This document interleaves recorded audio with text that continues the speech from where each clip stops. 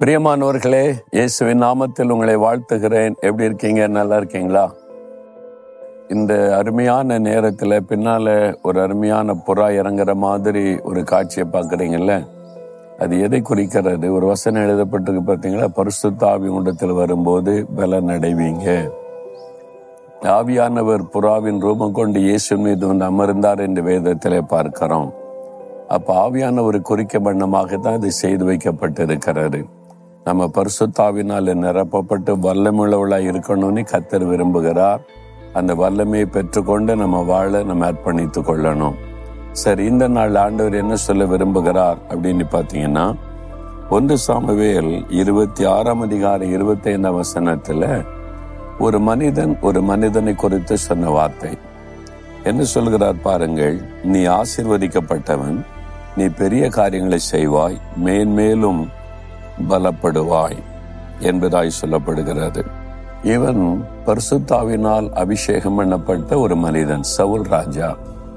ஆனா அவன் பின்வாங்கி போய் அவன் பாவத்துல போனாலும் கூட அந்த ஆவியான ஒரு அபிஷேகம் பண்ணப்பட்ட தெரிந்து கொள்ளப்பட்ட மனிதன் என்ற ஒரு பயபக்தி தாவீதுக்கு இருந்தது. தாவீது கொல்லும்படியே தான் தேடுகிறார். ஆனால் அவன் ஒரு காலத்தில் அபிஷேகம் பெற்று தேவனுடைய விருப்பத்தை நிறைவேற்றின மனிதன். அதனால தாவீது அவருக்கு மரியாதை கொடுத்து கனம் கொடுக்கிறார். தாவீதை கொல்ல தேடின போதிலும் அவர் நேசிக்கிறார். அதைத்தான் அறிந்து கொண்டு சவுல் சொல்லுகிறார், நீ ஆசீர்வதிக்கப்பட்டவன். இது ஆண்டவர் அவர் வாயிலிருந்து சொன்ன ஒரு வார்த்தை. சில சமயம் உங்களை பகைக்கிறவங்க வாயிலிருந்தே உங்களுக்கு ஆசீர்வாதமான வார்த்தை கர்த்தர் கொண்டு வந்துடுவார். உங்களை பகைப்பாங்கல்ல, அழிக்கணும்னு நினைப்பாங்கல்ல, அவங்க மூலமாகவே கர்த்தர் உங்களுக்கு ஆசீர்வாதமான வார்த்தை கொண்டு வந்துடுவார். அது நிறைவேறும். அப்படிதான் யாரை கொல்ல வகை தேடினானோ அந்த தாவீதை பார்த்து சொல்லுகிறான், நீ ஆசீர்வதிக்கப்பட்டவன். ஏன்னா அவனுடைய உள்ளான மனிதன்ல தெரியும், மனசுல அந்த ஆவியில தெரியும், இவன் ஆசீர்வதிக்கப்பட்டவன், கர்த்தர் அவனை ஆசீர்வதிக்கிறார் என்று. நீ ஆசீர்வதிக்கப்பட்டவன், நீ பெரிய காரியங்களை செய்வாய், மேன்மேலும் பலப்படுவாய். 3 காரியம் சொல்லுகிறார். இன்றைக்கு தேவ ஊழியக்காரனாகிய நான் உங்களை பார்த்து சொல்லுகிறேன், நீங்கள் ஆசீர்வதிக்கப்பட்டவர்கள். சகோதரனே, நீங்கள் ஆசீர்வதிக்கப்பட்டவர்கள். சகோதரி, நீங்கள் ஆசீர்வதிக்கப்பட்டவர்கள். மகனே, நீ ஆசீர்வதிக்கப்பட்டவன். மகளே, நீ ஆசீர்வதிக்கப்பட்டவள். என்ன இயேசுவை நேசிக்கிறீங்க, அவர் மேல அன்பா இருக்கிறீங்க, அவரை விசுவாசிக்கிறீங்க, கட்டாயம் நீங்க ஆசீர்வதிக்கப்பட்டவர்கள். ஒரு ஆசீர்வாதம் இல்லைன்னு நினைக்கிறீங்களா? இன்றையிலிருந்து ஆசீர்வாதத்தை காண்பீங்க. அதுதான் இந்த ஆண்டவருடைய வார்த்தை உங்களை தேடி வருகிறது. நீங்க பெரிய காரியத்தை செய்வீங்க. நீங்க என்ன செய்யறீங்க? பிசினஸ் செய்றீங்களா? அதுல பெரிய காரியம் செய்வீங்க. படிக்கிறீங்களா? அதுல சாதிப்பீங்க, பெரிய காரியம் செய்வீங்க. ஊழியம் செய்றீங்களா? அதுல பெரிய காரியம் செய்வீங்க. ஏன்னா ஆண்டவர் பெரியவர், பெரிய காரியங்களை செய்கிறவர்.